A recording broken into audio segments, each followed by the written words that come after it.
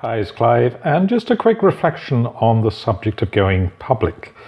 Now, you would think that having a blog like this, presenting both my male and female sides, and actually having gone fairly public with many people about my pangendered nature, would be 100% open about this.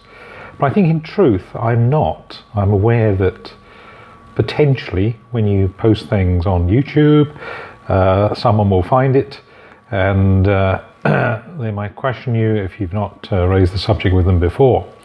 But there certainly are some people that I feel, rightly or wrongly, might not be ready to accept this aspect of my personality yet, and that would affect both my relationship with them potentially and also theirs with mine. So it is actually at the moment still restricted.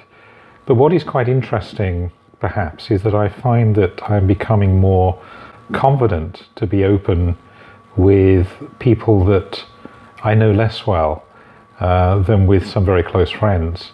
Last week there were two occasions when I mentioned my gender dysphoria to people that I don't know too well. One in one case I do know really quite well, and two very close friends I'd known for many, many years, where the subject was much on my mind, where I didn't raise it.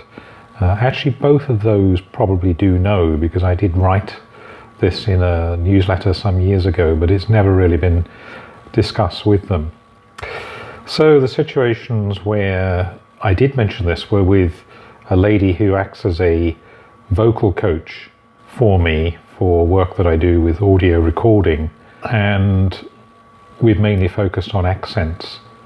And I brought this into the conversation to see if she could actually help me work with my voice, which I'm conscious that I want to develop and explore more, especially as Chloe begins to go out and, most importantly, start to interact with other people.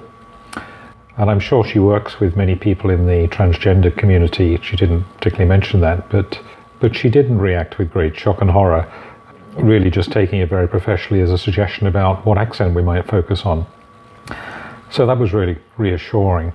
And then a little later in the week, I found myself in my home city, or my old home city of Brighton and Hove, and I'd actually had a real yearning to be Chloe that day. It just wasn't happening. And I passed by a lingerie shop on the bus, which I noticed had a sale on. And since I had a little time to kill, I wandered in there. Usually lingerie isn't something that particularly interests me. And I was just looking around, and a very nice shop assistant came up to me and asked if I needed any help. I think she thought that I was looking for a partner, and proceeded to describe some of the items that were on sale that might be of interest, and began asking questions like, is the lady particularly small? To which I replied, the lady is me. And again, she just continued the conversation. Oh, then in that case, you'll need a larger size.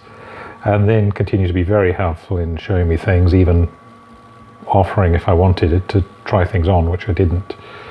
And yeah, that was a very, as it were, normal shopping transaction, and good interaction, and I felt a sense of relief and confidence in having made known to her my motive for being there. So it's interesting, this question of who to go public with. I think you have to rely on your sense, your perception of the particular people that you are with at any one time and the particular situation you're in. In going public on a YouTube channel, I did take the decision, well, if people do find this, then I will cross that bridge. Ultimately, I am ready to be open with anybody, but there's a time and a place perhaps when it is ideal to open up to them. So an interesting little reflection, and one that has got me reflecting on this question of being gender confident, which again, I'm sure is something that I will come back to in a future post. Bye for now.